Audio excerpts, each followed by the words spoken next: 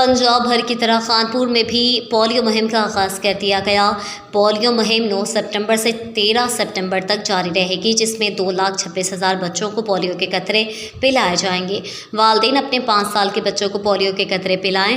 मज़ीद जानते हैं हमारे नुमाइंदे शाकिर हुसैन, जो DDHO डॉक्टर शफकत खान कुराई के साथ मौजूद हैं। जी शाकिर, बताइएगा क्या तफसील है आपके पास? जी बिल्कुल, खानपुर तहसील हेडक्वार्टर अस्पताल में 5 रोज़ा पोलियो मुहिम का इफ्तिताह कर दिया गया है।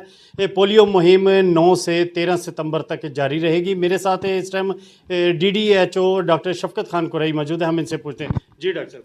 जी बिस्मिल्लाहिर्रहमानिर्रहीम। ये 5 रोज़ा पोलियो मुहिम के दौरान हमारा जो बच्चों का टारगेट है वो तकरीबन 2,26,192 बच्चों को इंशाल्लाह हम कतरे पिलाएंगे।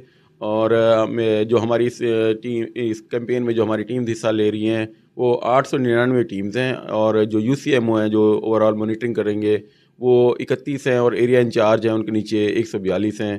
तो इस सिलसिले में मेरी खानपुर के अवाम से, ख़ासकर वालिदैन से रिक्वेस्ट है कि अपने 5 साल से कम उम्र बच्चों को पोलियो के कतरे ज़रूर पिलाएं, ताकि हम अपनी मुल्क को, कौम को इस पोलियो जो मूजी मर्ज़ है इससे बचा सकें। बहुत शुक्रिया।